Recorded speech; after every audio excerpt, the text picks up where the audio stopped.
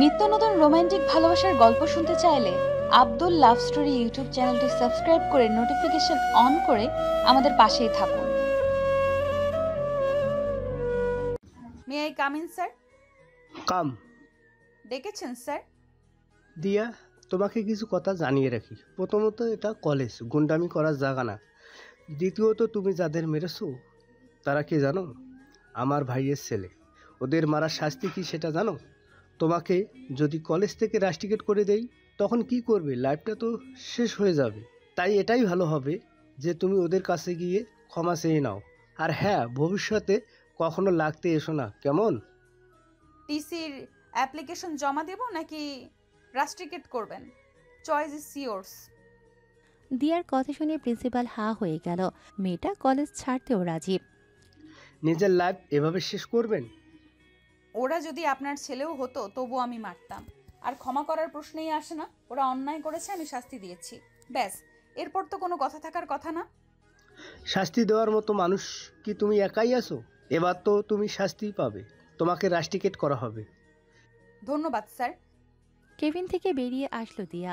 চোখের পানি মুছতে মুছতে ক্লাসে যায়। ওকে দেখে টিয়া জিজ্ঞাসা করে, বেবি, কাঁদছিস কেন? কি হইছে? আমাকে রাস্ট্রিকেট করা হবে সকালের মারামারির জন্য। তিথি উঠে বলল, আধা ঘন্টা টাইম দে, তারপর দেখ খেয়ে কি করে, কার কি হয়। এমনিতেও শুনেছি এই বুড়োটা কেউ পছন্দ করে না, তার উপর এত রং তামাশা।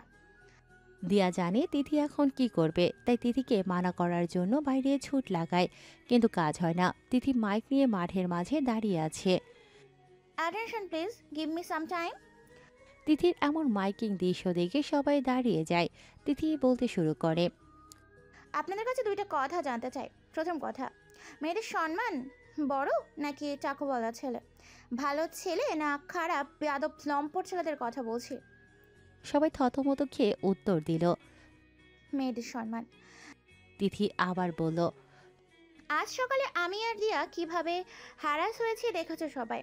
দিয়া ছেলেগুলোকে মেরেছে দেখে প্রিন্সিপাল ওকে রাস্ট্রিকেট করে দিতে চাই। এখন বলো, দিয়ার জায়গায় তোমরা থাকলে বা তোমাদের বোন থাকলে তোমরা কি করতে? সবাই এবার একে অন্যের মুখের দিকে চাওয়াচাওয়ি করছে। নিজের সম্মান বাঁচানোর জন্য কাউকে আঘাত করা নিশ্চয়ই খারাপ কাজ না। দিয়ার ক্লাসমেট নুহা বলে উঠল, দিয়া যা করেছে সেটা করার সাহস না থাকলেও সেটা করার চেষ্টা করতাম, কারণ দিয়া অন্যায় কিছু করেনি।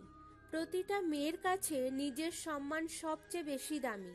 সে সম্মানে যে হাত দেবে তার হাত ভেঙে দেওয়া উচিত।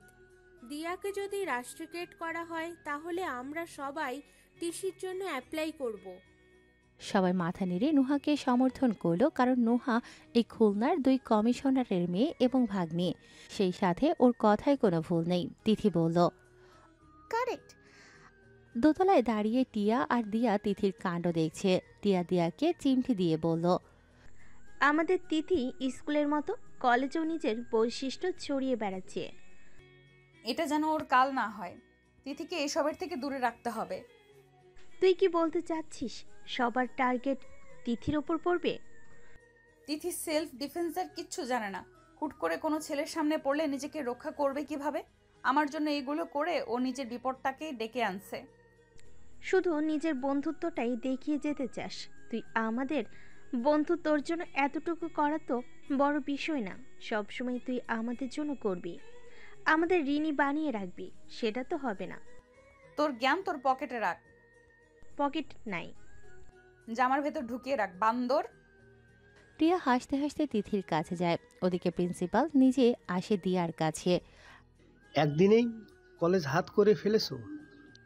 আফসোস, আপনি এতদিনেও সেটা করতে পারেননি। যাই হোক, রাস্ট্রিকেটের কথা ভুলে যান, না হলে কলেজে টিকতে পারবেন না। এটা আমার কথা না, সারা কলেজের স্টুডেন্টদের কথা। I will see you. সবাই দেখছে, আপনিও দেখবেন। সমস্যা তো কিছু নেই। রাগে গজগজ করতে করতে চলে গেল প্রিন্সিপাল। দিয়া তিথিদের কাছে আসে। তোরা বাড়ি যাবি? মাত্র দুপুর হলো, এখন বাড়ি? ও, তোর তো আবার বাড়ি অনেক কাজ। চল তোকে হেল্প করি। আমি পারবো, তোরা থাক এখানে। টাটা, কাল দেখা হবে, সাবধানে থাকিস। তুইও সাবধানে যা। আর শোন, যাওয়ার আগে ডক্টরের কাছ থেকে ঘুরে যা। হুম। দিয়া ওখান থেকে বেরিয়ে রাস্তার পাশ দিয়ে হেঁটে যাচ্ছে। হঠাৎ ওর মাথা ঘুরে আসে, আর পড়ে যেতে লাগলেই কেউ একজন এসে ওকে ধরে ফেলে। দিয়ার যখন জ্ঞান ফেরে তখন ও একটা চলন্ত গাড়িতে কারো বুকে মাথা রেখে বসে আছে। দিয়া চোখ পিটপিট করে তাকাতেই পাশের সুদর্শন পুরুষকে দেখে চমকে যায়। এই কে আপনি? আমাকে কোথায় নিয়ে যাচ্ছেন? গাড়ি থামান, থামান বলছি। ভয় পেও না। এতক্ষণ ভয় পাইনি, কিন্তু আপনার ঠান্ডা কোল্ড ড্রিঙ্কসের গলা শুনে সত্যিই ভয় লাগছে।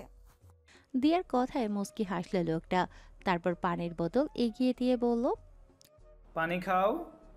গাড়ি থামাতে বলেন। আর কে আপনি? আমি এখানে কিভাবে এলাম? উড়ে উড়ে। মাথা সব তার লুজ নাকি? আমি উড়ে উড়ে আসব? আমার কি ডানা আছে? চুপ করে বসো, না হলে কিন্তু তোমাকে পাচার করে দিব। দেখে তো মেয়ে পাচারকারী বলে মনে হয় না। বাদ দিন, ঠান্ডা মাথায় জিজ্ঞাসা করছি, নাম কি আপনার? রওশন ইয়ারা। Cute name. তা আমাকে তুলে আনলেন কেন? রাস্তায় একটা মেয়ে সেন্সলেস হয়ে পড়ে যাচ্ছিল, তাই দয়া করে গাড়িতে তুলে নিলাম। ধন্যবাদ দয়া করার জন্য। তবে এখন নামিয়ে দিতে পারেন, আমি একদম ফিট এখন। চেক করে দেখতে হবে। কি চেক করবেন? হসপিটালে যাচ্ছি, তোমার কি হয়েছে সেটা জানার জন্য। তখন ক্যান্টিনে আর এখন রাস্তায়, এভাবে ডাল খাও কেন? ওসব জেনে আপনার লাভ নাই। কোথা থেকে উড়ে আসলেন আল্লাহই জানে। ঢাকা থেকে এসেছি, তোমাদের কলেজ থেকে কিছু বেস্ট স্টুডেন্ট বেছে আমাদের কলেজে নিয়ে যাব। টিচার? আই হোপ তোমার কাছে আসার একটা সুযোগ পেয়ে গেলাম দিয়া। এবার তোমার মনের কাছে যাওয়ার সুযোগ খুঁজতে হবে আমায়। তবে এবার আমাকে বাড়ি ফিরতেই হবে, আমার অনেক কাজ আছে। কি? আজ আম্মুর মৃত্যুবার্ষিকী, বাড়িতে আব্বু একা আছেন, মিলাদের ব্যবস্থা করতে হবে। কথাটা শোনা মাত্রই রওশন ড্রাইভারকে গাড়ি ব্রেক করতে বলে। রওশন দিয়ার বলা অ্যাড্রেসে আসে। দিয়া হাতের ইশারায় বলে, ওটা আমাদের বাড়ি। রওশন দোতলা একটা বাড়ি দেখতে পায়। বেশি দিনের পুরনো না হলেও ভুতুড়ের টাইপের বাড়ি। দিয়া কৃতজ্ঞতা জানানোর জন্য রওশনকে বাড়ির ভেতরে আসতে বলে, কিন্তু রওশন সোজা না করে দেয়। তবুও দিয়া নাছোড়বান্দা। এতটা হেল্প করলেন, আর একটু কষ্ট করে ভেতরে আসুন না, না হলে খারাপ লাগবে আমার, প্লিজ। এবার আর না করতে পারল না রওশন। অস্বস্তি নিয়েই ভূতের বাড়িতে ঢুকলো, কিন্তু এই অস্বস্তি বেশিক্ষণ টিকল না। অদ্ভুত রকমের সুন্দর বাড়ির ভেতরটা। নীল আর সাদা রঙের বাড়িটা বিভিন্ন শোপিস দিয়ে সাজানো। রওশন আরেকটু ভেতরে যেতেই অনেক মানুষ দেখতে পেল। তারা হাতে হাতে বিভিন্ন কাজ করছে, কিন্তু দিয়াকে দেখেই সবাই একসাথে বেরিয়ে গেল। রওশন প্রশ্ন করল, তোমাকে দেখে সবাই বেরিয়ে গেল কেন? ওরা শুকনো চিরা ভাজতে আসছিল, আমি আশায় সেই লক্ষণ ব্যর্থ হয়ে গেছে, তাই চলে গেছে। মানে? ওনারা আব্বুকে আমার আর আম্মুর নামে কটু কথা শুনিয়ে উত্তেজিত করতে এসেছিল। আব্বু হার্টের পেশেন্ট, অলরেডি দুবার হার্ট অ্যাটাক করেছেন। এবার যদি কোনো প্রবলেম হয় তাহলে আব্বুকে আর। তোমার আব্বুকে মেরে ওদের কি লাভ? এই বাড়িটা, আব্বু মারা গেলে এই বাড়িটা আমার ছোট চাচার ছেলেদের নামে হয়ে যাবে, কারণ আমি মেয়ে। সম্পত্তির 1/3 পাবো আমি, যা পাওয়া আর না পাওয়ার সমান। তাহলে তোমার এই কঠিন রূপ সম্পত্তির জন্য? না, আব্বুর জন্য। এই বাড়িটা আব্বুর কাছে নিজের প্রাণের চেয়েও প্রিয়। আম্মুর প্রতিটা স্মৃতি এ বাড়িতে মিশে আছে, যেটা আঁকড়ে ধরে আব্বু বাঁচতে চায়। তুমি কি চাও? আব্বুকে ভালো রাখতে চাই। আর নিজের জন্য? আচ্ছা, কেমন বর চাও তুমি? আমার মতো শ্যামলা মেয়েকে ভালোবেসে কেউ ঘরের বউ বানাতে চাইবে না। আসলে আমাকে ভালোবাসার মতো মন কারণ নেই। এ পর্যন্ত যাদের দেখেছি সবাই আমার শরীরের জন্য আমাকে বিয়ে করতে চেয়েছে, কেউ ভালোবাসতে চায়নি, আমাকে বুঝতে চায়নি। নিজেকে অনেক কষ্টে এখনো টিকিয়ে রেখেছি, না হলে সেই কবেই মানুষের ভোগের বস্তু হয়ে যেতাম। এসব কে কে জানে? তিথি, টিয়া, সবুজ আর আপনি। সবুজকে? বেস্টু। বাদ দিন সেসব, বসুন, আমি আপনার জন্য কিছু বানিয়ে আনি। সেদিন আর রওশন ঢাকায় ফেরেনি, দিয়ার কাছেই ছিল। দিয়াকে সারাদিন হেল্প করেছে, এমনকি দিয়ার আব্বুকে একজন হার্ট সার্জনের কাছেও নিয়ে গেছে। দিয়া প্রথমে মানা করলেও আব্বুর কথা ভেবে রওশনের জেদের কাছে হার মানে। আপনার এই ঋণ আমি জীবনেও ভুলবো না। যদি কখনো সুযোগ পাই তাহলে ঋণ শোধ করার চেষ্টা করব। রিটার্ন জিনিস আমি নিজেই চেয়ে নিব, এটা নিয়ে তোমাকে ভাবতে হবে না। তুমি শুধু নিজের সত্যতাকে এভাবেই টিকে রাখো, কাল দেখা হবে। আজ আসি। চলে গেল রওশন। দিয়া ফ্যাল করে রওশনের গাড়ির দিকে তাকিয়ে আছে। রওশনের সম্পর্কে একটা কথাই বারবার দিয়ার মাথায় আসে। অদ্ভুত মানুষটা। এখনকার দিনে অজানা অচেনা একটা মেয়ের জন্য এতটা কেউ করে? সে করলো, আর একটা ধন্যবাদ দেওয়ারও সুযোগ দিল না। থুর, ভাল লাগে না। কাল ধন্যবাদ দিয়ে নেব। Cute sir. পরদিন কলেজে যেতেই রওশনের সামনে পড়ে দিয়া। রওশন গাড়ি পার্ক করে প্রিন্সিপালের কেবিনের দিকে হেঁটে যাচ্ছে। দিয়া আকাশের দিকে তাকিয়ে ভাবতে লাগলো এখন কি তাকে ডেকে থ্যাঙ্কস দেবে নাকি পরে দেবে। সিদ্ধান্ত নিল পরে ডেকে দেবে, তাই আবার ক্লাসের দিকে পা বাড়ালো। হঠাৎ পেছন থেকে কেউ চিৎকার দিল। এই দিয়া, দিয়া দাঁড়া। একটা ছেলে দৌড়াচ্ছে আর দিয়ার নাম ধরে ডাকছে। ছেলেটা হলদে ফর্সা, মুখের গড়ন গোলগাল, চুলগুলো বাদামি রঙের, পরনে জিন্স আর টি শার্ট, ঘাড়ে ব্যাগ। ছেলেটা দৌড়ে দিয়ার কাছে এসেই ওকে জড়িয়ে ধরল। ওদিকে দিয়ার নাম শুনে রওশনও পেছনে ফিরে তাকায়, আর এমন দৃশ্য দেখে রাগে ওর শরীর জ্বলে উঠল। দিয়া ঠাস করে একটা থাপ্পড় দিল ছেলেটাকে। ছেলেটা অসহায় চোখে গালে হাত দিয়ে প্রশ্ন করল। মারলি কেন? মারবো না, চুম্মা দিব।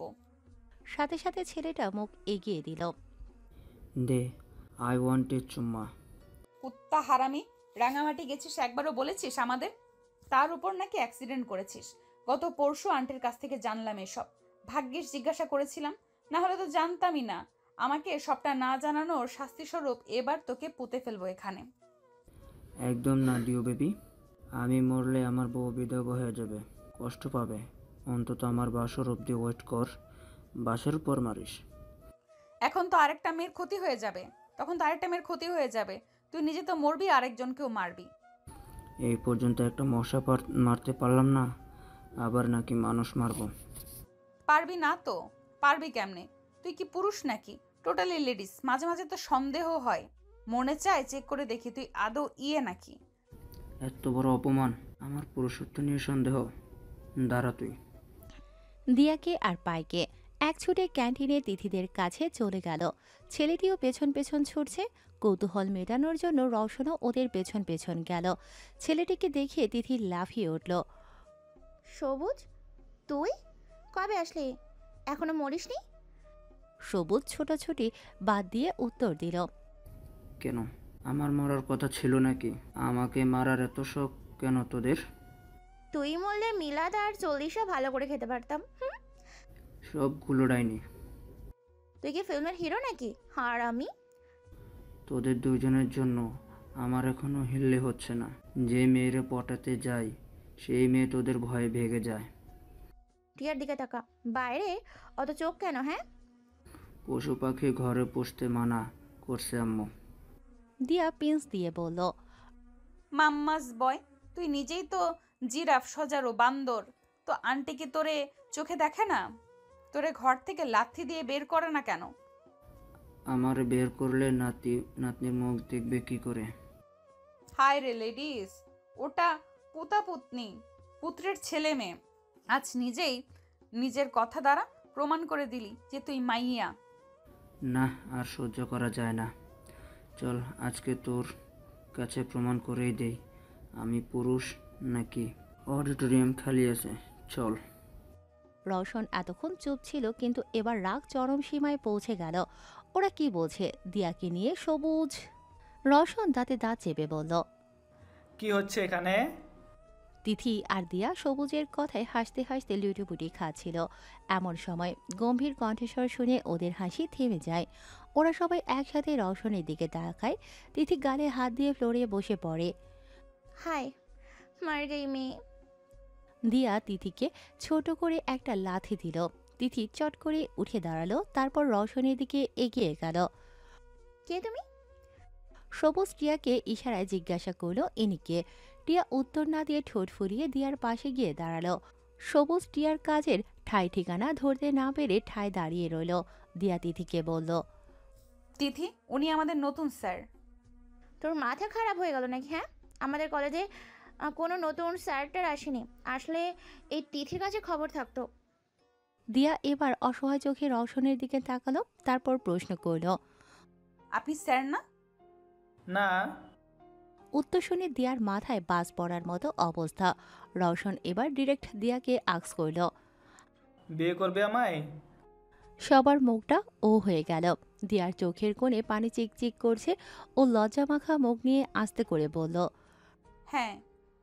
রওশনের মুখ খুশিতে উজ্জ্বল হয়ে গেল।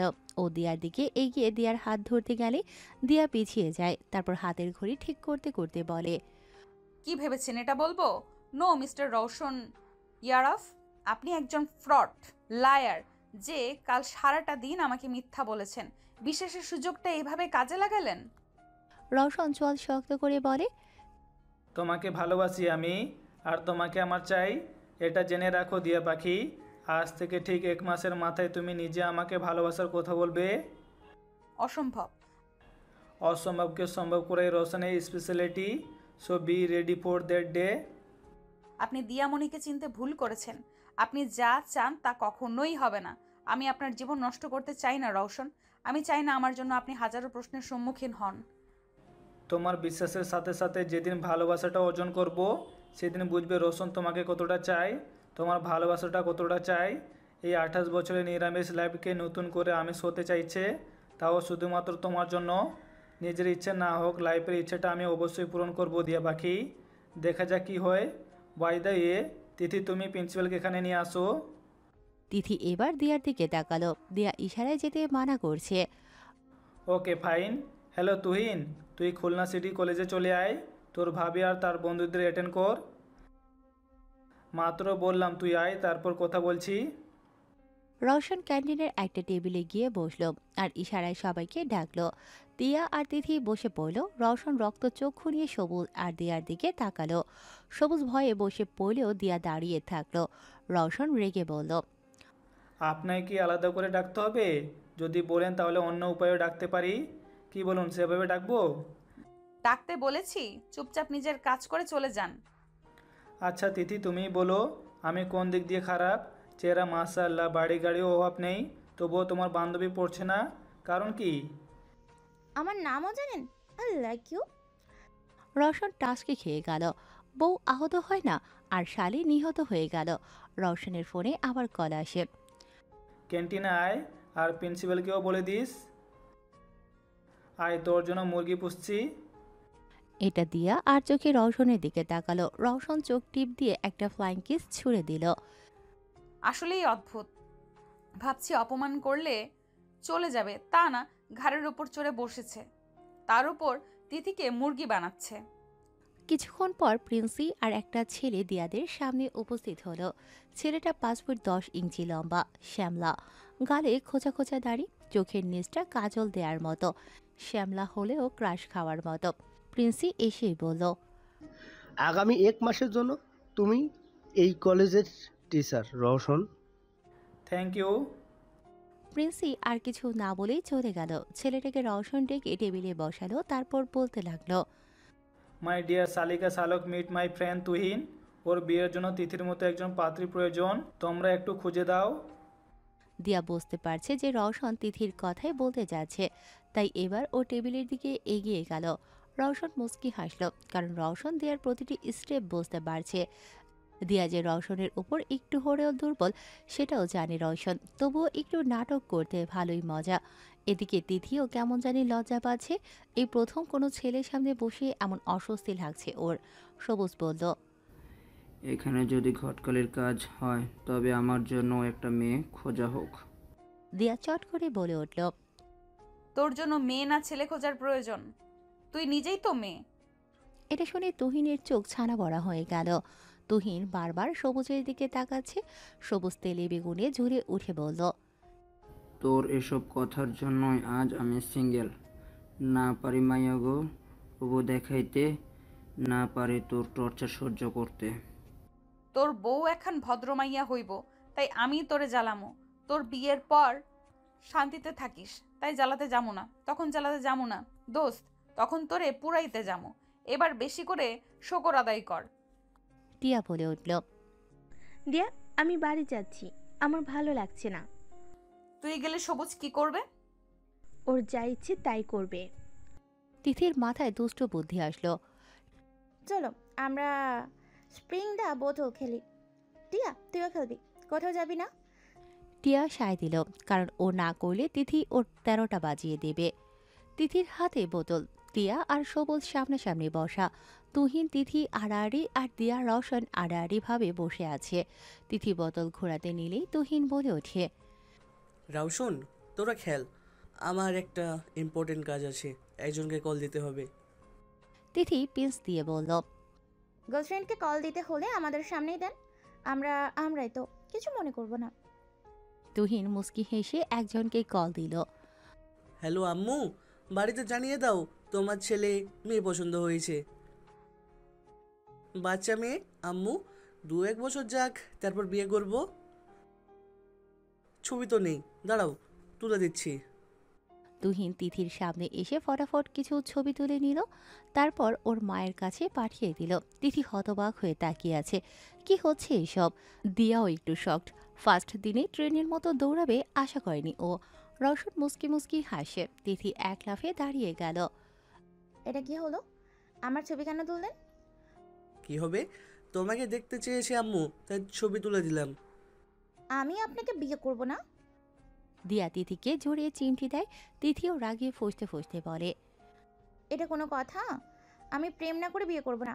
তুই আটকা দিয়া। দিয়া হাসি চেপে রেখে বলে, ভাইয়া এঙ্গেজমেন্ট করে রেখে কয়েক বছর প্রেম করুন, তাহলে আমার বেস্টুর 4 বছরের আশা পূরণ হবে। জি ভাবি, আপনি যা বলবেন তাই হবে। তুহিনের কথা শুনে দিয়া চোখ ছোট ছোট করে ফেলে। তারপর বোতল ঘোরায়। ফার্স্টে তিথি আর সবুজের দিকে বরাবর বোতল থামে। দিয়া চিল্লিয়ে বলে, আমি টাস্ক দিব। ভালো কিছু দিস রে বইন। সবুজে 5 মিনিট লাথি দে। মোক্ষম সুযোগ। তিথি সবুজের দিকে এগিয়ে যেতেই সবুজ দৌড়ে পালিয়ে গেল। তিথি এখনো ঠায় দাঁড়িয়ে আছে। আবার বোতল ঘোরানো হলো। দিয়া আর রওশনের দিকে মার্ক করে আছে বোতল। টিয়া বলল, দিউ বেবি, ভাইয়ের প্রস্তাবে রাজি হয়ে যা, নইলে একটা ডিপ লিপ কিস কর। তুহিন আর রওশন এটা শুনে একে অন্যের মুখের দিকে তাকাচ্ছে। দিয়া রাগী লুক নিয়ে টিয়ার দিকে তাকাতেই টিয়া ব্যাগ নিয়ে গায়েব। রওশন চেয়ার থেকে উঠে দিয়ার সামনে আসে। দিয়া বাকি চলো তোমার বাড়ি যাব। কেন? নিজের বাড়ি নেই? যান, নিজের বাড়ি যান। আমি আপনাকে আমার বাড়ি নিয়ে যাব না। দিয়া বাকি তুমি হয়তো ভুলে যাচ্ছ, কাল তোমাদের বাড়িতে গিয়েছিলাম আমি, তাই অ্যাড্রেস না বললেও যেতে পারবো। আর আমি গিয়ে যদি এসব দেখাই। ফোন বের করে কিছু ছবি দেখালো। গতকাল গাড়িতে বসে তোলা ছবি, যেখানে দিয়া রওশনের বুকে মাথা রেখে ঘুমোচ্ছে। ব্ল্যাকমেল করছেন? হুম, হবু বউকে কেউ ব্ল্যাকমেল করে? আমি তো। চলুন যত সব। রওশন দিয়ার বাড়ি গিয়ে ওর আব্বুকে দেখে চলে আসে। দিয়া দরজার সামনে দাঁড়িয়ে বিড়বিড় করছে, জমের বাচ্চা জম, পৃথিবীতে আর কোনো মাইয়া পাইলি না ব্ল্যাকমেল করার মতো? আমাকে তো টার্গেট করতে হলো। তোর বউ 1 নাম্বারের ডাইনি হবে। দিয়ার কথা মিলিয়ে নিস তুই। তারপর প্রতিদিন দিয়া আর রওশনের দেখা হয়। রওশন নিজ থেকেই দিয়ার কাছে যেত, ওকে আগ বাড়িয়ে চ্যাপ্টার বুঝিয়ে দিত। প্রিন্সিপালেরও ট্রান্সফার হয়ে যায়। এদিকে তিথি আর তুহিন চুটিয়ে প্রেম করছে। তুহিন প্রতিদিন তিথিকে কলেজে দিয়ে যায় আর কলেজে শেষে ঘুরতে নিয়ে যায়। এমনকি নিজের বাড়িতেও নিয়ে সবাইকে দেখিয়ে এনেছে। আর সবুজ টিয়া, দিয়া অ্যান্ড তিথি হয়তো অনুমানেই বসেই ওদের এক করে ফেলেছে, কারণ ভালোবাসা ও ওদের মধ্যে দেখা যায় না। একদিন দিয়ার ক্লাস শেষে দিয়া বাড়ি আসার জন্য রেডি হচ্ছে। এমন সময় ক্লাসের দরজা লাগিয়ে দেয় কেউ। অন্ধকার দিয়ার বরাবরই ভালো লাগে, তবে ঘুরঘুরে অন্ধকারে শ্বাস নিতেও সমস্যা হয়। দিয়া দুহাতে গলা আঁকড়ে চিল্লানোর চেষ্টা করে, কেউ আছেন? তোদের দরজা খুলে দিন প্লিজ। রওশন ছুটির পর দিয়াকে দেখতে না পেয়ে সারা কলেজ রাউন্ড দিয়েছিল। হঠাৎ দিয়াকে অনুভব করতে লাগলো। ওর মনে হতে লাগলো দিয়া ওর আশেপাশেই আছে, কিন্তু সেটা কিভাবে সম্ভব? সব দরজা তো তালা দেয়া। রওশন এবার শুনতে পায়, মেরো না আমাকে, বাঁচাও। দিয়ার কণ্ঠে শোনার সাথে সাথে রওশন ওই ক্লাসরুমের সামনে যায়। দরজা খেয়াল করতেই দেখে তালাটা মারা হয়নি। তাড়াহুড়োই হয়তো তালাটা মারতে পারেনি সে। রওশন দরজা খুলে ভেতরে যেতেই দেখে দিয়া মেঝেতে সেন্সলেস হয়ে পড়ে আছে। মুখ দিয়ে রক্ত বের হচ্ছে। ও দৌড়ে দিয়ার কাছে যায়। দিয়া পাখি কি হলো তোমার? তুমি এখানে কেন? তোমার কিছু হবে না, আমি তোমাকে এখনই হসপিটালে নিয়ে যাচ্ছি। রওশন দিয়াকে নিয়ে হসপিটালে চলে আসে। আইসিইউতে দিয়া। বাইরে দাঁড়িয়ে আছে রওশন, তুহিন আর তিথি। ডক্টর বেরিয়ে আসলো। আমার দিয়ার কিছু হয়েছে ডক্টর? ও ঠিক আছে তো? জ্ঞান ফিরেছে? কথা বলছে? পেশেন্টের কি হন আপনি? হাজবেন্ড? তাহলে আপনি এটা নিশ্চয়ই জানেন যে পেশেন্টের অবস্থা কেমন। ব্রেইনে ইনজুরি কথা জেনে অপারেশন কেন করাননি? তিথি আগ বাড়িয়ে বলল, আঙ্কেল, দিয়া এখন কেমন আছে? স্মৃতিশক্তি চলে যাওয়ার সম্ভাবনা 95%, আর কোমায় চলে যাওয়ার সম্ভাবনা 98%। কি বলছেন?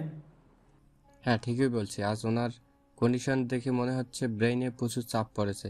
আল্লাহ যদি চান তো পেশেন্ট সুস্থ হলেও হতে পারে, তবে সেটা কিছুদিনের জন্য। অপারেশন করা না হলে পেশেন্টের এমন অবস্থা অহরহ ঘটবে। ডক্টর চলে যাওয়ার সাথে সাথে রওশন হাঁটু ভাঁজ করে মেঝেতে বসে পড়ল। কেন এমন হলো দিয়া পাখি? কেন? কি অপরাধ করেছিলাম আমি যে তুমি এমন করে শাস্তি দিচ্ছ আমায়? তিথি চোখের পানি মুছে বলল, আপনি না অপরাধ করেছেন আবিদ। মানে? দিয়া অন্য মেয়েদের মতো নম্র ভদ্র মিষ্টি একটা মেয়ে ছিল। লজ্জাই ছিল ওর চরিত্রের অন্যতম বৈশিষ্ট্য। টিয়া, আমি আর সবুজ, আমরা তিনজন ছিলাম ওর বেস্ট ফ্রেন্ড। মাস দুয়েক মধ্যেই ওর জীবনটা এলোমেলো হয়ে যায়। ওর জন্মদিন ছিল সেই দিন। আমাদের ইনভাইট করেছিল ও। কিন্তু আমরা যখন যাই তখন দেখি ওদের বাড়ির মেঝেতে পড়ে আছে। ওর শরীরের বিভিন্ন জায়গায় নখের আঁচড়, মাথার পেছনে থেকে রক্ত ঝরছে। এইটুকু বলেই থেমে যায় তিথি। রওশন জিজ্ঞাসা করে, তারপর কি হয়েছে? এমন সময় সবুজ টিয়া আসে। সবুজ রওশনের কাঁধে হাত রেখে বলল, বাকিটা আমি বলছি ভাইয়া। সেদিন দিয়াকে নিয়ে আমরাই হসপিটালে আসি। দিয়ার আঘাতটা অনেক গাঢ় ছিল বলে দুদিন সেন্সলেস অবস্থায় ছিল। ওদিকে দিয়ার কথা শুনে আইটেক হার্ট অ্যাটাক করে। তার একমাত্র আদরের মেয়ের এই অবস্থা তিনি সহ্য করতে পারেন না।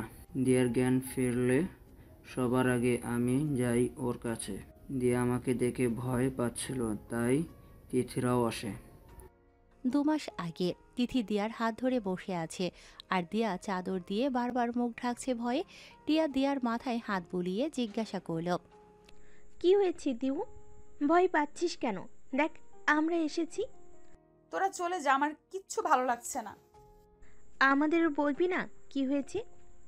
অনেক জোরাজোরির পর দিয়ার রেগে যায়, চিল্লিয়ে বলে, কি শুনতে চাস? হ্যাঁ, কি কিভাবে রেপ হওয়ার থেকে মুক্তি পেয়েছি জানতে চাস? তবে শোন, আদিব ভাই আসছিল আমার শরীর নিয়ে খেলতে। আমি তাকে মেরেছি, খুব করে মেরেছি, ফুলদানি ছুঁড়ে দিয়েছি ওনার মাথায়। টিয়া অবাক হয়ে গেল ওর কথা শুনে, কারণ আবিদ দিয়ার ছোট চাচারই বড় ছেলে। দিয়াসহ ওরা সবাই আবিদকে অনেক শ্রদ্ধা করত। আজ সেই আবিদই দিয়াকে একা পেয়ে সবুজ প্রশ্ন করল, তুই ব্যথা পেলি কিভাবে? আমার মতো চরিত্রহীনা মেয়ের তো মরে যাওয়াই উচিত। এই পশু আমাকে ছুঁয়ে আমাকে অপবিত্র করে ফেলেছে। এখন কে বিশ্বাস করবে যে আমি নির্দোষ? আমার সম্মান আমি বাঁচাতে পেরেছি? কেউ না, কারণ আমার মতো নরম মেয়ে এই এলাকায় আর নেই। তাহলে তুই নিজেকে আঘাত করেছিস? হ্যাঁ, আবার করব। ঠাস। সবুজ খুব জোরেই দিয়াকে থাপ্পড় দিল। দিয়া সবুজের দিকে তাকিয়ে আছে, চোখ বেয়ে নোনা জল পড়ছে, সেদিকে ওর হুঁশ নেই। সবুজ বলতে লাগলো, মরবি তাই না? তোকে বাঁচানোই আমাদের ভুল হয়েছে। আর তুই এতটা যখন করতে পেরেছিস, বাকিটা করার সাহস কি আমাদের অনুপ্রেরণার পেতিস না? তোকে নিজের বোনের মতো দেখি আমরা জানি তুই ঠিক নাকি ভুল। আর আদিবের ব্যবস্থা তো করবই। আগে বল, তোর মরার কারণ কি? শুধু ওই শয়তানের ছোঁয়া? তোর বাঁচার কারণ কি আমরা না, তোর আব্বু? সে তোর অবস্থা শোনে। আব্বুর কি হয়েছে? আব্বু কোথায়? আমার আব্বু ঠিক আছে তো? তা জেনে তুই কি করবি? তুই তো মরবি। যা মর, বাকিদের কথা ভাবতে হবে না তোর। আব্বুর কাছে নিয়ে চলো আমাকে। আমি ছাড়া আব্বু ঠিক হবে? আব্বুর অনেক কষ্ট হচ্ছে হয়তো, প্লিজ নিয়ে চলো। আঙ্কেল এখন ঠিক আছে, কিন্তু তুই মিথ্যা বলছিস কেন? তোকে আদিব ভাই আঘাত করছে তাই না? তোরা আবিদ ভাইয়াকে কিছু বলিস না, তাহলে ছোট চাচা অনেক কষ্ট পাবে। পাক, যে যা করবে তার ফল পাবে। অন্যের কথা ভেবেই আজ তোর এই হাল। আমাদের বন্ধুর সাথে কোনো অন্যায় আমরা মানিনি আর মানবও না। রওশন চুপ করে সবটা শুনছিল আর বারবার আইসিইউ রুমের দিকে তাকাচ্ছিল। তুহিন বলল, আবিদ কোথায় এখন? জেলে। আমরাই সেদিন ওর নামে কেস করি। 5 বছরের জেল হয়েছে ওর। আর দিয়াও নিজেকে তৈরি করে ফেলেছে। তবে আঘাতটা বেশি পাওয়ার ওর এই অবস্থা। ডক্টর বলেছিল অপারেশনের জন্য মেন্টালি প্রিপারেশন প্রয়োজন, তাই এখনও অপারেশনটা করা হয়নি। হঠাৎ একজন নার্স বেরিয়ে আসলো। এখানে রওশনকে আমি তাড়াতাড়ি চলুন, পেশেন্ট আপনাকে খুঁজছে। রওশন এক মুহূর্ত সময় নষ্ট না করে দিয়ার কাছে চলে যায়। দিয়া বেডে শুয়ে আছে, হাতে নাকে 3-4টা ক্যানোলা লাগানোর ফাঁকে অক্সিজেন মাস্ক। দিয়া হাত দিয়ে মাস্ক খুলতে গেলেই রওশন এসে দিয়ার হাত চেপে ধরে। খুলো না। দিয়া মুচকি হেসে মাস্ক খুলে বলে, আমি যদি আপনাকে ভুলে যাই, আপনিও কি আমাকে ভুলে যাবেন? এমনটা হওয়ার আগে যেন আল্লাহ আমাকে তার কাছে নিয়ে যান। আব্বুর খেয়াল রাখবেন। আর হ্যাঁ, ভালোবাসি আপনাকে। নিজের অবস্থা জেনেই আপনার থেকে দূরে থেকেছি, আপনাকে কষ্ট দিয়েছি, মাফ করে দিবেন আমায়। আর যদি মরে যাই, একটা ভালো মেয়ে দেখে বিয়ে করে নেবেন। রওশন কথা বলার ভাষা হারিয়ে ফেলেছে। কি আবল তাবল বলছে দিয়া? দিয়া মরে গেলে রওশনও যে বেঁচে থাকবে না, মরে যাবে রওশন। দিয়া কি বোঝে না ওর এই কথাগুলো রওশনকে তিলে তিলে শেষ করছে? রওশনকে এক দৃষ্টিতে দিয়ার দিকে চেয়ে আছে দেখে দিয়া নিজের চোখ সরিয়ে নেয়। যমরাজের মতো লাগছে আপনাকে। আমার যমরাজ, যার কাছে আমি আমার রুহুটা অনেক আগেই তুলে দিয়েছি। এখন শরীরের অবসান ঘটার বাকি। রওশন আর এক মুহূর্ত দাঁড়িয়ে থাকতে পারল না, দৌড়ে গিয়ে দিয়াকে জড়িয়ে ধরল। তারপর হাউমাউ করে কাঁদতে আরম্ভ করলো। সব ডক্টর নার্স রওশনের দিকে চেয়ে আছে। কোথাও যেতে দিব না তোকে। আমার বুক চিরে তোকে কলেজের ভিতরে ঢুকিয়ে রাখবো। তুই ছাড়া কেউ আসবে না আমার জীবনে। আমার বুকে শুধুমাত্র তোর বাস, আর কারোর জায়গা নেই এখানে, বুঝলি তুই? তোর যমরাজ তোকে অনেক ভালোবাসে রে, নিজের জীবনের চেয়েও বেশি ভালোবাসে। যেখানে তুই থাকবি না সেখানে আমিও থাকবো না। বর্তমানে রওশনের ঘুম ভাঙে রোশনির ডাকে। দিয়া আর রোশনির কোমরে হাত দিয়ে গভীরভাবে পর্যবেক্ষণ করছে রওশনকে। দিয়া দৌড়ে গিয়ে একটা নিম গাছের ডাল ভেঙে আনলো। দিয়ার গাছের ডালটা এনে রওশনের হাতে দেয়। রওশন ভ্যাবাচাকা খেয়ে দিয়ার দিকে ক্যাবলা কান্তের মতো চেয়ে আছে। রোশনি নিজের ওনাটা খুলে রওশনের হাতে দেয়। রওশন এবার রাগি রাগি লোক নিয়ে ওদের দিকে তাকায়। রোশনি আমতা আমতা করে বলে, ভাইয়া দেখ, তোর ডান সাইডে একটা পাখি ওই যে তারের সাথে ঝুলে গেছে, ওটা এই লাঠিটা দিয়ে ছাড়িয়ে দে প্লিজ। রওশন পেছনে তাকিয়ে দেখে বিদ্যুতিক তারের সাথে একটা চড়ুই পাখি ঝুলে আছে। দিচ্ছি, দে। আমার ওড়নাটার নিচে ধর, তাহলে ওড়নার উপর পড়বে বাচ্চাটা। বাচ্চাটা মানে? দিয়া কাঁদো কাঁদো মুখ নিয়ে বলল, বাচ্চা পাখিকে বাঁচিয়ে দিন না প্লিজ, প্লিজ। পাখির জন্য এত দরদ কই? আমার জন্য তো এর 10 ভাগের 1 ভাগও নাই। রওশন পাখির বাচ্চাটা ডানা ছাড়াচ্ছে আর বলছে, বুঝলি পাখি, আজ তোর ওপরও হিংসা হচ্ছে। আমার বউ আমার চেয়ে তোকে বেশি ভালোবাসে। দেখ, তোর জন্য কেঁদে ফেলেছে। আর আমি যে ছাদের কোণে এসে লাফাচ্ছি তার দিকে কোনো নজরই নেই। কেন যে সব কিছু ভুলে গেল? রওশন বাচ্চা পাখিকে ছাড়িয়ে দিয়ার হাতে দিল। দিয়া পাখি নিয়ে নিচে দৌড়। একবার রওশন ঠিক আছে কিনা তাও জিজ্ঞাসা করল না। রওশন গাল ফুলিয়ে মাটির দিকে তাকাতেই রোশনি বলে উঠল, পিচি ভাবিকে নিচের করে নে, দেখবি এত টেনশন থাকবে না। এটা করার হলে বিয়ের দিন রাতেই করতে পারতাম। আমি চাই দিয়া নিজ থেকে আমার কাছে আসুক। বাদ দে, তুইনদের আর টিয়াদের জানিয়ে দে 1 সপ্তাহ পর দিয়ার অপারেশন। আমি সব কিছু ব্যবস্থা করে ফেলেছি। তুই শিওর অপারেশন করাবি? ভাইয়া, পিচি ভাবির লাইফ রিস্ক আছে। কিছু হবে না দিয়ার, তুই টেনশন করিস না। সকাল 9টা। দিয়া পাখিটাকে ছেড়ে দিয়ে রওশনের পেছন পেছন ঘুরছে। রওশন আর চোখে তাকাচ্ছে। কিছু হবে? আপনি তো অনেক সুন্দর দেখতে, তাই আমাকে বিয়ে করলেন কেন? প্রশ্নটা মাথার মধ্যে ঘুরপাক খাচ্ছে। ভালোবাসি বলে। তাহলে আপনার গার্লফ্রেন্ডকেই বিয়ে করতেন, আমাকে ফাঁসালেন কেন? দিয়া পাখি, আমার একটা কথা রাখবে? কি কথা? আগে বলো, আমি যা বলবো তাই করবে, না হলে কিন্তু আমি অনেক কষ্ট পাবো। আপনি যা বলবেন আমি তাই করব, এই আপনাকে ছুঁয়ে বললাম। আমাকে মেরে ফেলতে পারবে? দিয়া রওশনের হাত ধরেছিল, কথাটা শোনা মাত্র দিয়া রওশনের হাত ছেড়ে দেয়। কিছুক্ষণ চোখ বন্ধ করে জোরে জোরে শ্বাস নেয়, চোখ দিয়ে অনবরত পানি পড়ছে।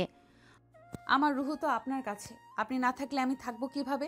আপনাকে কষ্ট দিতে গেলে তো আমি নিজেই আগে শেষ হয়ে যাব। রওশনের চোখে পানি চলে আসে, ঠোঁটের কোণে এক চিল দিয়ে হাসি নিয়ে দিয়ার চোখের পানি মুছে দেয়। পাগলি, আমি তো মজা করছিলাম। আমি বলতে চেয়েছি তোমার ভালোবাসায় আমাকে মেরে ফেলো। মানে?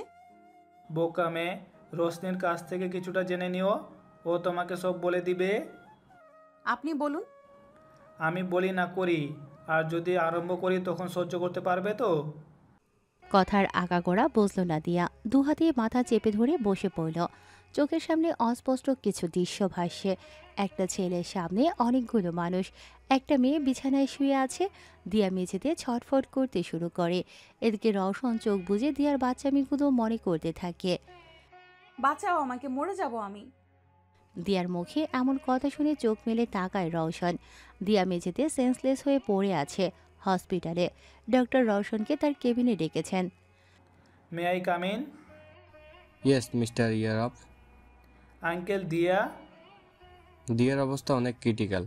অপারেশনের ডেট আরও সামনে আনতে হবে। কাল সম্ভব হলে কালই অপারেশন করতাম, কিন্তু আমার ফ্রেন্ড ইশতিয়াক সিঙ্গাপুর থেকে পরশু আসবে।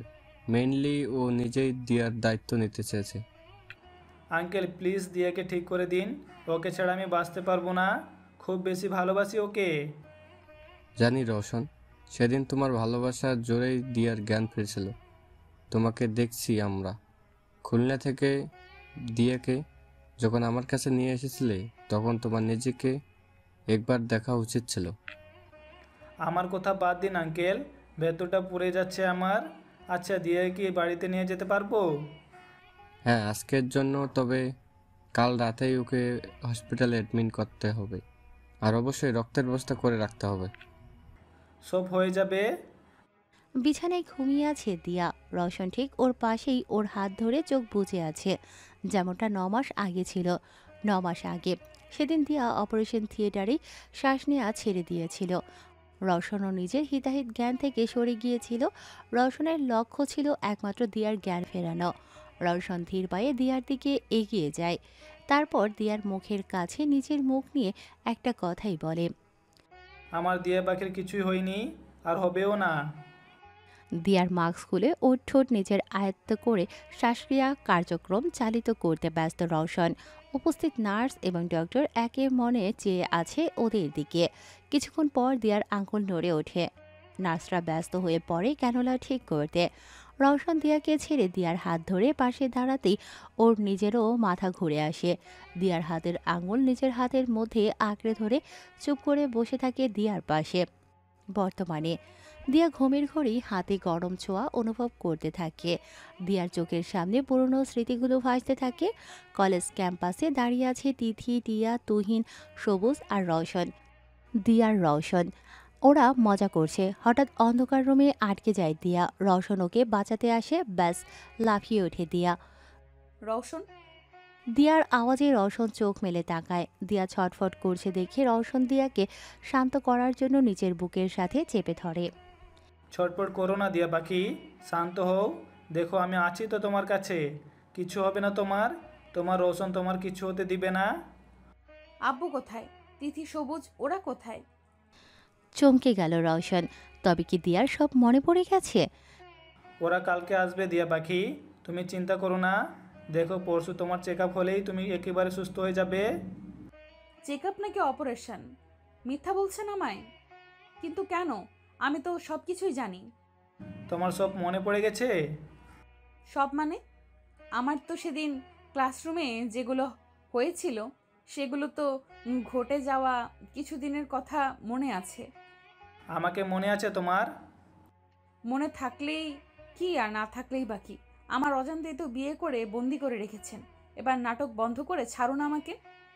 নিজেকে ছাড়িয়ে নিল দিয়া, কারণ দিয়া রওশনকে তিলে তিলে কষ্ট দিতে পারবে না। একবার আঘাত পেয়ে সবটা কাটিয়ে উঠতে পারলে দিয়ার কর্তব্য শেষ। আমি যে বেশি দিন বাঁচবো না রওশন, চলে যেতে হবে আমায়। আমি জানি শুধু ব্রেইন ইনজুরি না, আমার ব্রেন টিউমার হয়েছে। থিয়েটারের সব কথাই মনে পড়ে গেছে আমার। এই একটা বছর আমি নিজের অজান্তেই কষ্ট দিয়েছি আপনাকে, এবার সজ্ঞানে কষ্ট দিব। আমাকে ঘৃণা করবেন আপনি, জাস্ট ঘৃণা। কিন্তু কি করব আমি? রওশনের কথায় দিয়ার একটা কথাই ঘুরপাক খাচ্ছে। আমি তো সব কিছুই জানি। আমাকে কষ্ট দিতে চাও তাই না দিয়া পাখি? তোমার ভেতরে কি চলছে সেটা জানা খুব একটা কষ্টের না আমার জন্য। ব্রেন টিউমার তো এখন কমন হয়ে গেছে, ডক্টর তোমাকে পরশুই ঠিক করে দেবে। আর এই 2 দিন তুমি যা চাইবে তাই হবে। ঘৃণা করবো তোমায়, তাতে তুমি নিজের ক্ষতি করবে না তো? আর তোমার মনও শান্ত থাকবে। রওশন ওখান থেকে উঠে চলে গেল। দিয়া ভেজা চোখে রওশনের দিকে চেয়ে আছে। আল্লাহ কেন বারবার আমার পরীক্ষা নেয়? আমি যেটা চাই না সেটাই আমার সাথে ঘটিয়ে দেন, আর যখন চাই তখন সেটা কেড়ে নেন কেন? আমি চাইনি যে কেউ কখনো আমার জীবনে আসুক, কিন্তু ভাগ্যের কি পরিহাস, আল্লাহ তাআলা আপনাকেই আমার জীবনে পাঠালো। মনে আছে আমাদের প্রথম দিনের কথা, যখন আপনার বুকে মাথা রেখে ঘুমিয়েছিলাম? আপনার বুকের ধুকধুকানি শব্দের মাঝে আলাদা একটা অনুভূতি জন্মে গিয়েছিল। আপনাকে বাড়ির ভেতরে নিয়ে যাওয়ার একমাত্র উদ্দেশ্য ছিল আপনাকে কিছুক্ষণ চোখের সামনে দেখতে পাবো। কিন্তু আপনি কি করলেন? পরের দিনই বিয়ের প্রপোজাল দিয়ে বসলেন। বলেছিলেন 1 মাসের মধ্যে আপনি আপনার ভালোবাসা স্বীকার করব। বলেছিলেন 1 মাসের মধ্যে আমি আপনার ভালোবাসা স্বীকার করব। কিন্তু এটা কি জানেন, আমি আপনারও আগে থেকে আপনাকে ভালোবাসি। যখন গাড়ি নিয়ে কলেজে ঢুকছিলেন, কানে ব্লুটুথ গুজে ডার্ক রেড ঠোঁট নাড়িয়ে নাড়িয়ে কথা বলছিলেন, তখনই আপনার প্রতি অ্যাট্রাক্ট হই আমি। ভালোবাসাটা তখন ঠিক জন্মায়নি, কিন্তু যখন অচেনা একটা মেয়ের প্রতি আপনার মায়া দেখি, তখন একটু একটু ভালো লাগা শুরু হয়। আপনার প্রপোজাল রিজেক্ট করার মতো শক্তি আমার কখনোই ছিল না, তবে আল্লাহ হয়তো চান না যে আমরা এক হই। সেই জন্যই যখন ভাবি আপনাকে নিজের মনের কথা বলবো, তখনই আমি আপনার কাছ থেকে কয়েক কদম পিছিয়ে দেন। দিয়া নিজের ফোনটা বুকে আঁকড়ে ধরে ফুপিয়ে ফুপিয়ে কাছে আর বিড়বিড় করে এসব বলছে। ওদিকে রওশন দেয়ালে পিঠ ঠেকিয়ে দিয়ার প্রতিটা কথা অনুভব করতে লাগলো। দিয়া ওকে ভালোবাসে। ভালোবাসার এই শক্তিটুকুই রওশনের মনোবল ঠিক রাখার জন্য যথেষ্ট। আর নিজের ভালোবাসাকে যে কোনো কিছুর বিনিময়ে রওশন নিজের করেই নেবেই, সেটা হোক না নিজের জীবনী। বিকেলে টিয়ারা আসে, তুহিন নিয়ে এসেছে ওদের। তিথি আর তুহিনের বিয়ে হয়ে গেছে গত মাসে। সবুজ আর টিয়া এখনো পড়ছে, ওদের মধ্যে আজও ভাবের ভ নেই। এসে ধরে দুটো মিলে বাড়িটাকে চিড়িয়াখানা বানিয়ে রেখেছে। নিঝুমও এসেছে দিয়াকে দেখতে। দিয়া নাক ফুলিয়ে বলল, সবাই একসাথে আমাকে দেখতে এসেছিস, মনে হচ্ছে শেষ দেখা দেখবি। দিয়ার কথায় সবার উজ্জ্বল মুখ চুপসে যাওয়া বেলুনের মতো হয়ে গেল। সবাই অসহায় চোখে রওশনের দিকে তাকাতেই রওশন রুম থেকে বেরিয়ে যায়। কারণ রাগ আর কষ্ট মিলে রওশনের চোখে বৃষ্টির সৃষ্টি করেছে। সেটা যে করেই হোক দিয়ার কাছ থেকে লুকোতে হবে, কারণ দিয়া রওশনের চোখে পানি দেখলে সহ্য করতে পারবে না। ওদিকে সবার নীরবতা দেখে দিয়া জোরে জোরে হেসে দেয়। সাইলেন্ট মুডে কেন? এতদিন পর দেখা হলো, কোথায় আড্ডা দিবি, খেলবি, তা না শোক পালন করছিস। তোদের না জ্বালিয়ে আমি মরবো এটা ভাবলি কিভাবে? তাছাড়া টিয়া বেবি আর সবুজের বিয়ে শাদেরও তো একটা ব্যাপার আছে, তাই না? বিয়ে রাতে বিড়াল মারার কাহিনীও বুঝতে হবে। তো বিড়াল তুই মারবি নাকি তার জন্য মানুষ ভাড়া করতে হবে? লেডিস সবুজ। সবুজ রেগে বলল, তুই কি আবার আমার ইয়ের দিকে আঙ্গুল তুলছিস? আঙুল কখন তুললাম? তুই তো ওটাই যেটা তুই ভাবিস নিজেকে। এখন তুই যদি ওসব ভাবিস, তাহলে তো আর আমার কিছুই করার নেই, তাই না? রোশনি কিছু স্ন্যাক্স নিয়ে রুমে ঢুকলো। নিজমও পেছন পেছন আসলো। রোশনি সবাইকে প্লেট দিচ্ছে আর তিথি জুসের গ্লাস দিয়া চিল্লিয়ে উঠল, কেউ কিচ্ছু খাবা না, সবাই খাবার রাখো, রাখো বলছি। সবাই খাবার রেখে দিল। তারপর দিয়ার দিকে তাকালো। তোর শ্বশুর বাড়ির আসলাম আর তুই খেতে দিবি না আমাদের? খাদকের বংশধর, চুপ থাক।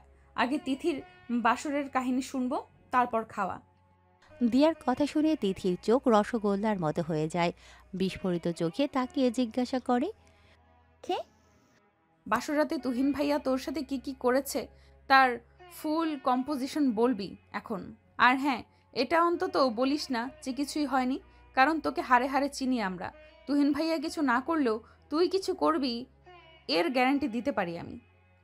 তিথির এবার কান্না পাচ্ছে। বাসর রাতের কাহিনী এত মানুষের সামনে কিভাবে বলবে? ওদিকে তুহিন বেটাও ঠোঁট কামড়ে হাসছে। বলতে ইচ্ছে না হলে বলিস না, আমরা বরং প্র্যাকটিক্যালি দেখি। কি বলিস তোরা? সবুজ প্রিয়া দিয়ার ভয় দেখানোয় ভালোই মজা নিচ্ছে, কিন্তু রোশনি নিঝুম লজ্জায় লাল হয়ে যাচ্ছে। তুহিন হুট করে সবার মাঝে দাঁড়িয়ে পড়ল, তারপর তিথির দিকে তাকিয়ে বাঁকা হেসে বলতে লাগলো। তিথি বলতে পারবে না, কারণ ও কাজে গুন্ডি কোথায় না, তাই সবটা আমি বলছি। দিয়া তিথির দিকে একবার তাকালো, ভয়ে তিথির মুখ বাংলার 5 হয়ে গেছে। তারপর হাসতে হাসতে তুহিনকে বলতে ইশারা করলো। তুহিন বলতে আরম্ভ করলো। আমি যখন বাসর ঘরে ঢুকি তখন তিথি একটা এইটুকু বলার সাথে সাথে তিথি এসে তুহিনের মুখ চেপে ধরে। এরপর 16 পাটিয়ে দাঁত বের করে হাসার চেষ্টা করতে করতে বলল, তুহিনের এখন কথা বলা যাবে না, এখন অফিসে যাবে, ওর কাজ আছে। আমি ওকে টাটা দিয়ে আসছি, তোরা বস। টানতে টানতে রুমের বাইরে নিয়ে গেল তুহিনকে। সবাই দরজার দিকে এক নজর তাকিয়ে জোরে জোরে হেসে দিল। ওরা পারেও বটে, সবাই কিছুদিন দিয়ার সাথেই থাকবে, তাই দিয়া কিছু সারপ্রাইজ প্ল্যান করেছে। जोर से झटका खाने वाले तो तुम सब, be ready for it my dear আপনজন। কথাটা বলে রহস্যময় হাসি দিল দিয়া। বিছানায় পা ঝুলিয়ে বসে আছে দিয়া, হাতে ওয়াইনের বোতল। একটু আগে ফ্রিজে রাখা জুসে মদ মিশিয়ে এখন নিশ্চিন্তে চকলেট খাচ্ছে আর রাত গভীর হওয়ার অপেক্ষা করছে দিয়া। রাত 9টা, সবাই গেস্ট রুমে বসে আড্ডা দিয়েছে। এমন সময় রোশনি কেক আর জুস নিয়ে আসে। দিয়া কেক নিয়ে স্বাভাবিকভাবেই খাচ্ছে, কিন্তু সবাই খেয়াল করলো দিয়া আর তুহিন জুস খাচ্ছে না। তিথি তুহিনকে কনুই দিয়ে গুঁতা দেয়। গুতাচ্ছ কেন? খাচ্ছ না কেন? শুধু কেক খাচ্ছ? শুকনো কেক গলায় বেঁধে গেলে ডিরেক্ট ওপরে চলে যাবে। জুস খেয়ে গলা ভিজিয়ে নাও, আজকে জুসটা একটু অন্যরকম লাগছে, খেয়ে দেখো। তুমি খাও। জুস খেয়ে সবার মাথা ঝিমঝিম করতে লাগলো। সবাই টাল্লি বিহেভ করছে। তিথি তুহিনকে দাঁড় করিয়ে ওর নাক ধরে টানছে। নিঝুম রোশনিকে কোলে নিয়ে গোল গোল ঘুরছে।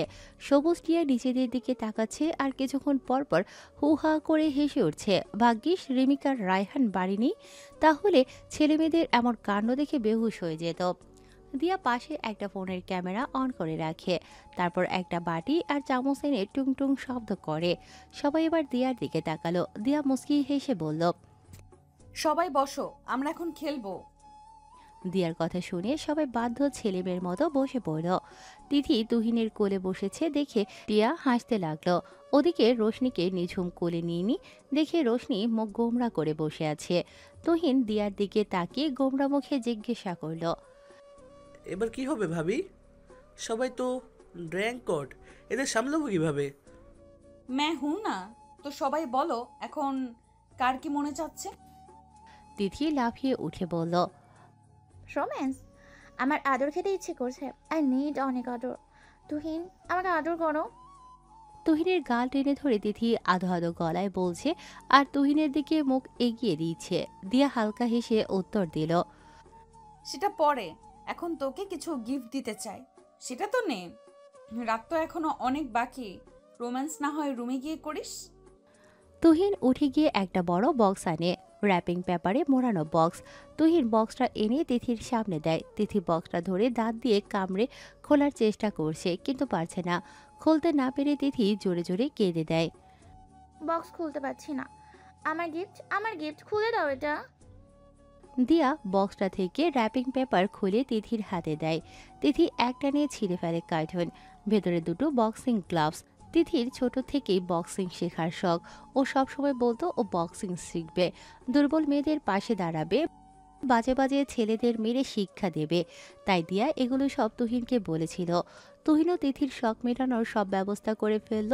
তিথি গ্লোভস দুটো হাতে তুলে চুমু দিল, তারপর এগুলো পরে তুহিনের কাছে গেল। তুমি হলে বেস্ট পর। তুমি জানো আমি আব্বুর কাছে কত কেজেছি বক্সিং শিখবো তাই, কিন্তু আব্বু বলছে মেয়েদের এগুলো করতে হয় না। দেখো আজ এগুলো আমার হাতে, তুমি দিয়েছো আমাকে। তুমি আমার সব কথা শোনো, আমার সব ইচ্ছে পূরণ করো। তুমি খুব খুব খুব ভালো, এই জন্য আমিও তোমাকে খুব ভালোবাসি। না না, এই জন্য না, আমি তোমাকে সত্যি খুব ভালোবাসি। তুমি বসো না। আমিও তোমাকে অনেক ভালোবাসি তিথি, আর কতটা ভালোবাসি সেটা অজানাই থাক, নাহলে তুমি যে মেয়ে আমার ভালোবাসার সুযোগ নিয়ে হাজারবার বোকা বানাবে। তুমি তো বোকাই, তুমি আমার বোকা বর, বোকা বেস্ট বর। লাভ ইউ বর। লাভ ইউ টু রে পাগলি। থ্যাংক ইউ ভাবি, আপনার জন্য এই পাগলিটাকে আমি আমার জীবনে পেলাম। দিয়া রেগে অভিমান নিয়ে বলল, আমার বান্ধবীকে পাগলি বললি, কিন্তু আমার বান্ধবীকে পাগলি বললে কিন্তু আমি আপনাকে কামড়ে দেবো ভাইয়া। মোটে ওকে পাগলি বলবেন না, ওকে পাগলিদের লিডার বলবেন। হেসে দিল তুহিন। ওদিকে রোশনি কাঁদো কাঁদো মুখ করে বলল, পিচ্চি ভাবি, আমার কাছে শুনবে না আমি কি চাই?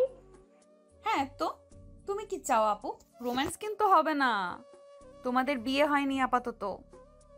না না, ওসব কেউ চায় নাকি? আমি তো চাই তুমি ভাইয়াকে সারা জীবন খুশি রাখবে। জানো ভাইয়া এই 9 মাস কত কষ্ট পেয়েছে, কত কেঁদেছে। ভাইয়া আমাকে তোমার কাছে এসব বলতে মানা করেছিল, কিন্তু কেন শুনবো ওর মানা? ভাইয়ের কষ্ট হলে যে আমারও খুব কষ্ট হয়। কেঁদে দিল রোশনি। নিঝুম রোশনির চোখ মুছে দিচ্ছে আর বলছে, কেঁদো না রোশনি, আমার রোশনি কাঁদলে আমারও কাঁদতে ইচ্ছে করে। দিয়ার প্রথমে কান্না পেলেও ওদের এভাবে বাচ্চাদের মতো কথা বলতে দেখে মন খারাপ ভালো হয়ে যায়। দিয়া নিঝুমকে প্রশ্ন করে, তো নিঝুম ভাইয়া তোমার কি চাই? আমি বোধহয় জানি তুমি কি চাও। কি চাই আমি? ঘুরতে যেতে চাও লং ড্রাইভে, তাই না? হ্যাঁ তো, আমি তো এটাই চাই। তুমি কি করে বুঝলে? তুমি কি জ্যোতিষী? মনের কথা পড়তে পারো?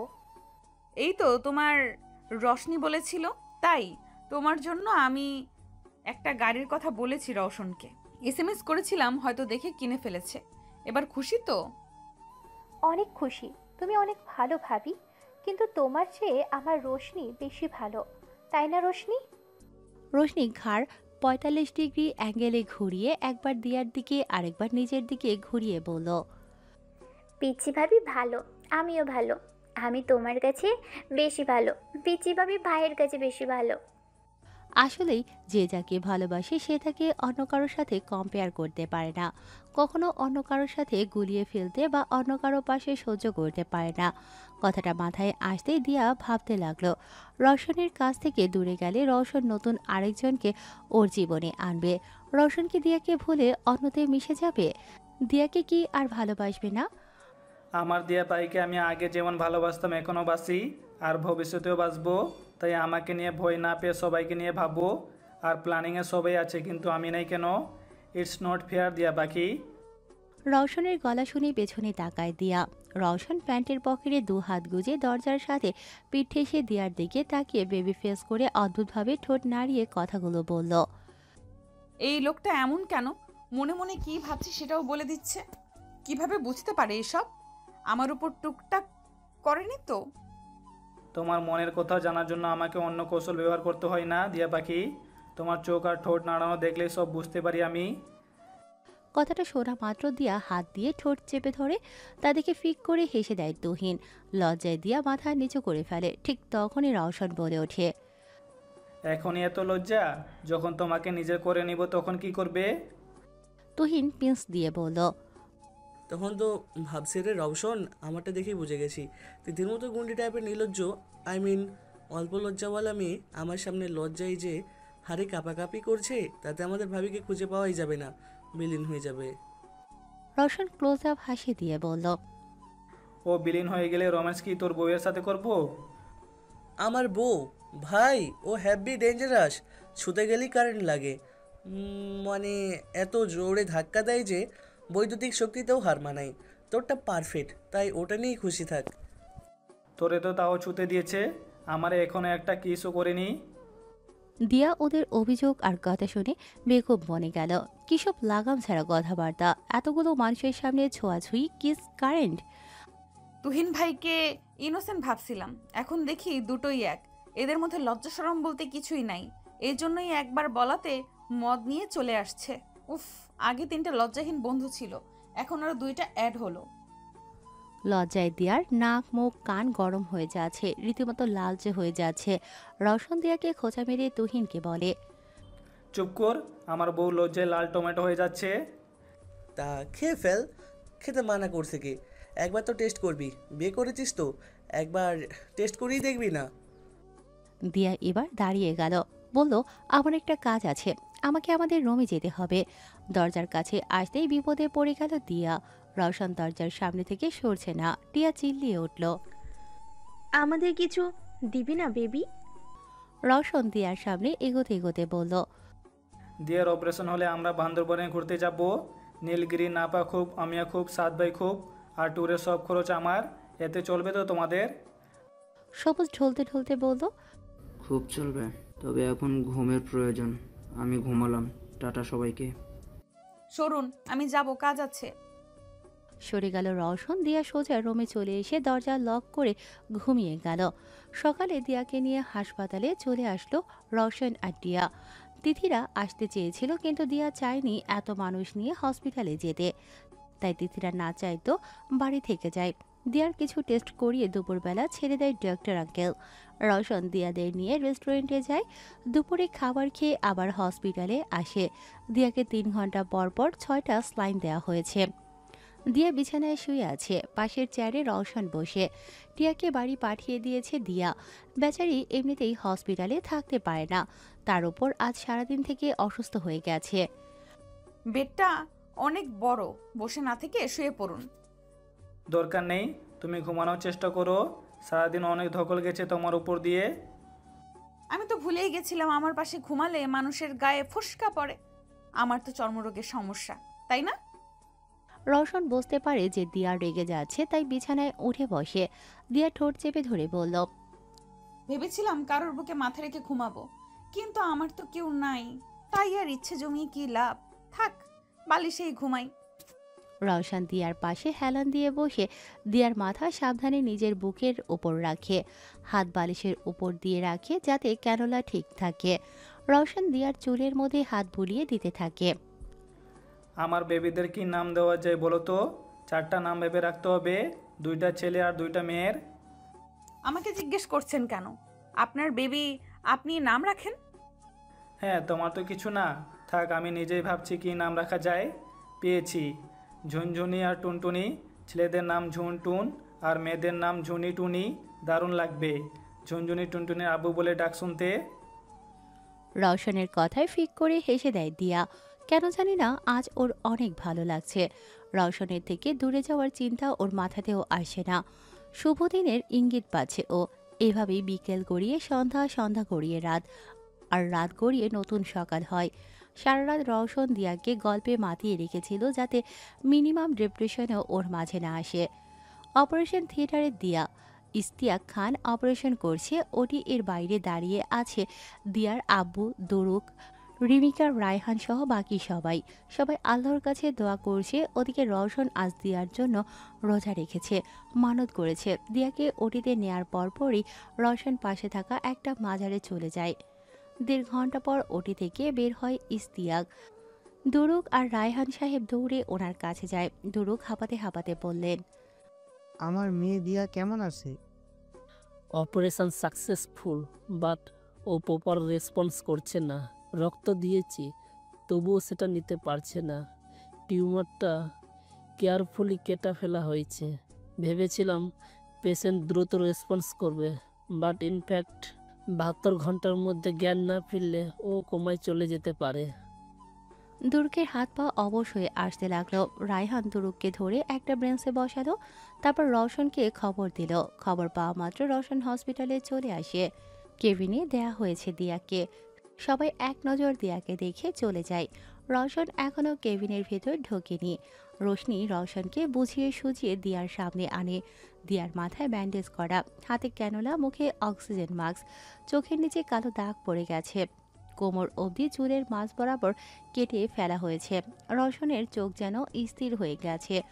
রোশনি রওশনকে রেখে বাইরে চলে যায়। রওশন আস্তে আস্তে দিয়ার কাছে যায়, দিয়ার কপালে ভালোবাসার পরশ এঁকে দেয়।